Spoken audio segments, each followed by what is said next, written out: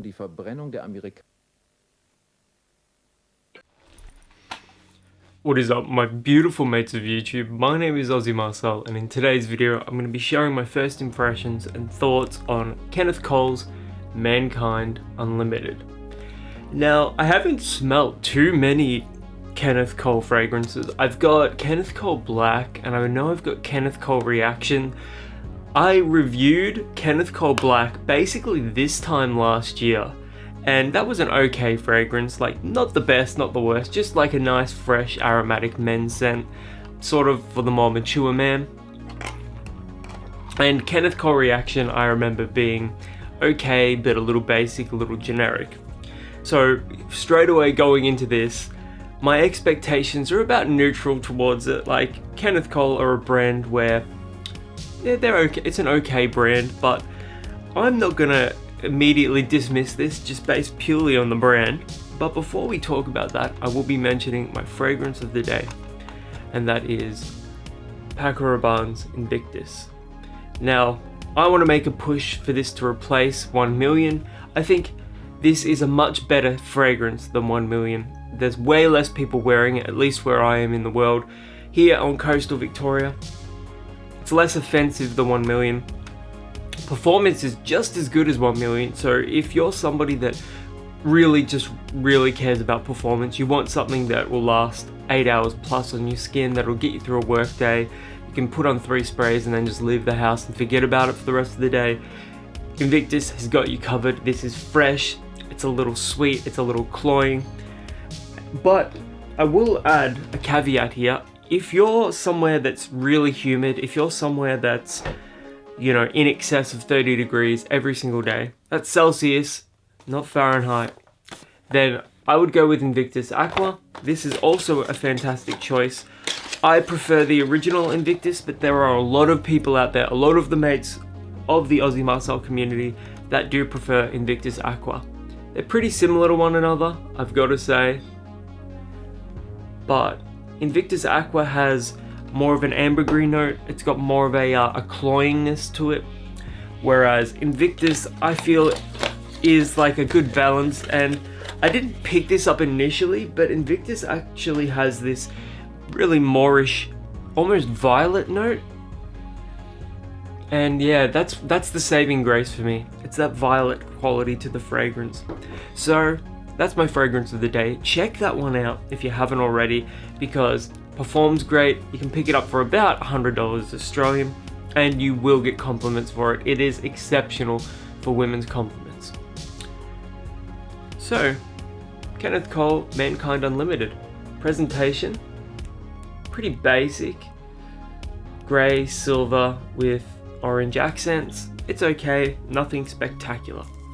Also, I should add that I haven't long just woken up, so that's why I sound like this. I am a sleepy boy. And here is the packaging without the cellophane.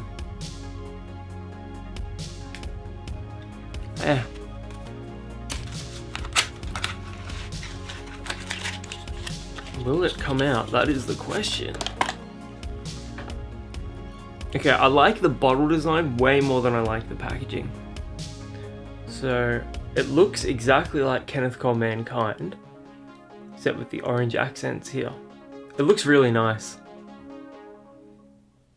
It does look very 2000s though, but in a positive way, I will admit. And I actually get some of the fragrance like coming out of the bottle here. It smells very citrus forward, so I suspect it will have a huge note of citrus.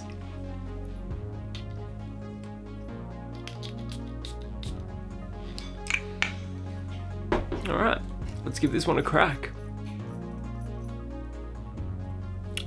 Ultra aromatic. Tiny bit of amber as well, which I wasn't expecting. A lot of citrus here.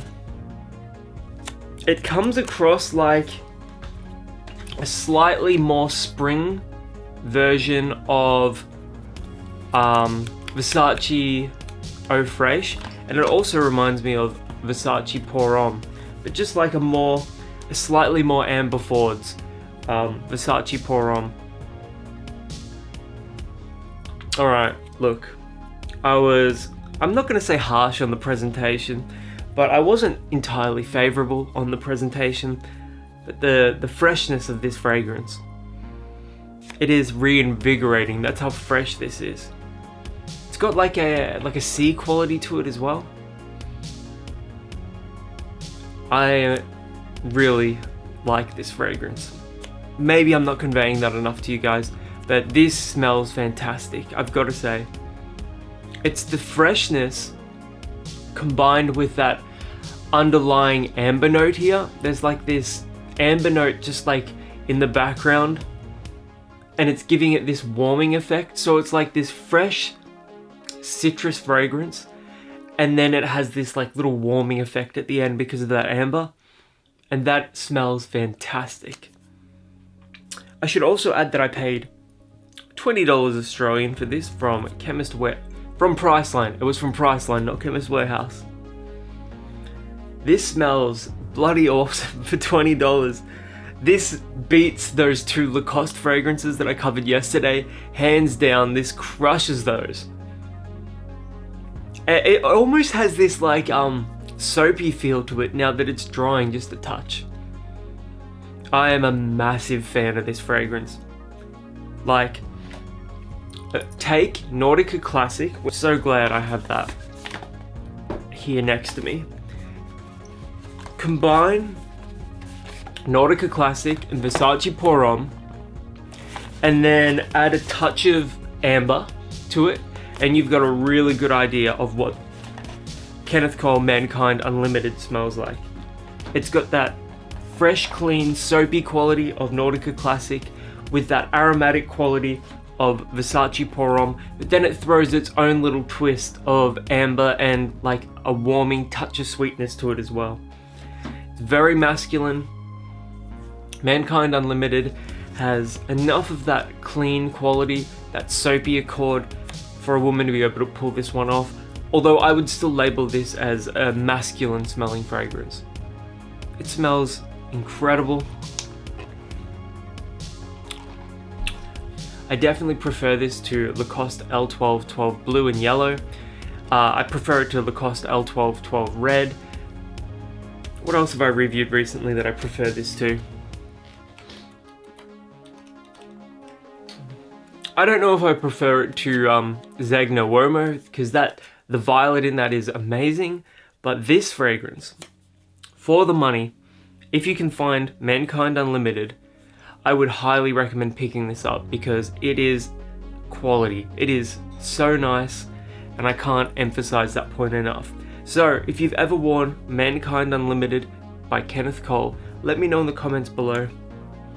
This is an absolute keeper, and I like it so much I'm probably going to go and buy a backup bottle as well. So until the next video, my name is Aussie Marcel, and I'll catch you guys around.